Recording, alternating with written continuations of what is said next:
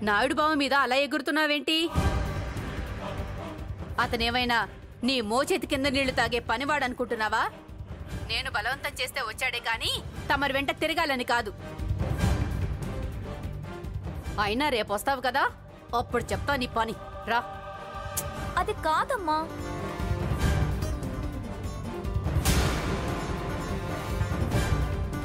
ఎందుకత్తయ్య అంత ఆవేశపడిపోయారు? ఇందులో తను తప్పులేదని చెప్పాను కదా. ఇంకా ఎందుకు నాయుడు బావా దాన్ని వెనకేసుకొస్తావు? నా మాట కాదని వెళ్ళడం తప్పా కాదా? తల్లి మాట వినకపోవడం కన్నా తప్పు ఇంకేముంటుంది? అయినా పెళ్లి కావలసిన పిల్ల ఇలా అర్ధరాత్రులు అపరాత్రులు ఒంటరిగా తిరిగితే నలుగురు ఏమనుకుంటారు? బయట వాళ్ళ సంగతి వదిలే. అసలు తోడు లేకుండా ఒక్కతే వెళ్ళిందంటే నాకెంత భయంగా ఉంటుందో తెలుసా? నిజమే అనుకో అత్తయ్య. కాకపోతే మన తోడు లేకపోయినా స్నేహకి ఆ ఆర్కెస్ట్రా అతను గోకుల్ తోడుగా ఉన్నాడు కదా. గోకుల్ చాలా మంచోడు అత్తయ్య, చాలా మర్యాదస్తుడు. స్నేహని చాలా మర్యాదగా గౌరవంగా చూసుకుంటాడు. అసలు ఎట్టి పరిస్థితుల్లోని స్నేహకి ఎలాంటి ఇబ్బంది రానివాడు. అందరూ నీలాగే ఉంటారనుకోవడం నీ మంచితనం నాయుడు బావా. అలాగే ఒకడిని నమ్మినందుకు అపర్ణ జీవితం ఏమైందో చూసావుగా.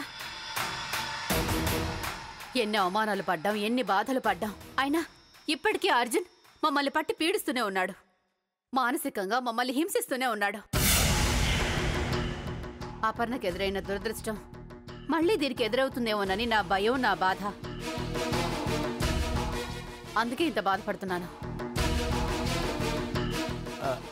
అత్తయ్య మీరేం బాధపడకండి అత్తయ్య. ఇదిగోండి, స్నేహ ఏమో అమాయకురాలు కాదు అపర్ణలాగా. అపర్ణ కన్నా చాలా ధైర్యవంతురాలు. అపర్ణ కూడా ధైర్యవంతురాలు అనుకోండి. కాకపోతే అర్జున్ గడే ఓ ఇసుకెంతున్నాడు. అసలు అర్జున్ గడు అపర్ణ జోలికి రాకూడదు అంటే అపర్ణకి ఆర్యకి వెంటనే ముడేసేయాలి. ముందు పని చేయండి, ఇంకా అర్జున్ గడు మన జోలికి రాడు. నిజమే నాయుడు బాబా. ఇంకా పెళ్లి కాలేదు కాబట్టి నన్ను చేసుకో అని తిరుగుతున్నాడు. అదే పెళ్ళైపోతే ఇంకెలా వస్తాడు? వెంటనే వీళ్ళ పెళ్లికి నిశ్చితార్థం పెట్టమని సత్యభామ గారితో చెప్పాలి.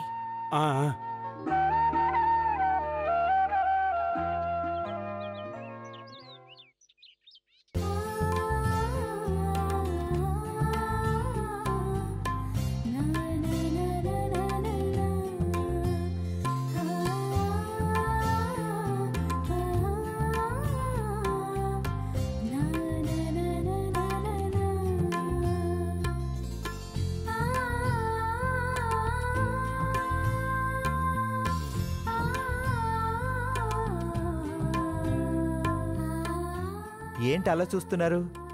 నేనేంటి మీకు తినిపించడం ఏంటనా? సడన్ గా ఈ మార్పు ఏంటా అని.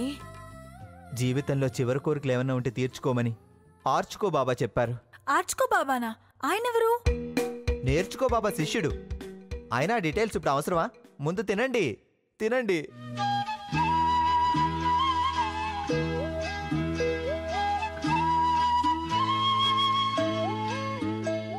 తిను.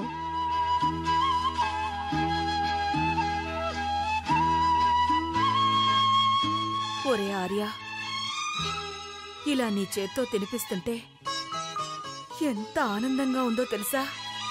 ఇలాగే నేను పోయేదాకా తినిపిస్తావా? నువ్వు పోయేదాకా అంటే చెప్పలేను, కానీ నేను పోయేదాకా తినిపిస్తానే. చచ్చా, అవేం మాటలరా? నువ్వు నిండు నూరేళ్లు బతుకుతావు, నాదిరా గ్యారంటీ. నువ్వేమైనా ఆయుష్ల కంపెనీ వానర్వా?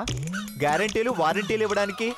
మనిషే పుట్టాక ఏదో ఒకరోజు పోవలసిన వాళ్ళమే. కాకపోతే కొందరు కాలం చెల్లిపోతారు, కొంతమంది ఒట్టు వల్ల పోతారు. ఏం చేస్తాం, కర్మ. ఇప్పుడు అదంతా ఎందుకు గాని ప్రశాంతంగా తినండి. మళ్ళీ ఇలా తినే అవకాశం ఉంటుందో ఉండదో తినండి. ఎందుకుండదురా? పోతే ఎలా ఉంటుందే? నువ్వెక్కడికి పోతావ్? ఎక్కడికి పోకుండా మీకు ఇలా తినిపిస్తూ ఉంటానా? మనిషే పుట్టాక పోవాలి కదా. కరెక్టే. ఆఫీస్కి వెళ్ళాలి కదా. సర్లే గాని ఇలా సైలెంట్గా ఉంటే భయంగా ఉంది. మధు, నీ ఫోన్లో ఏదైనా పాట పెట్టవే.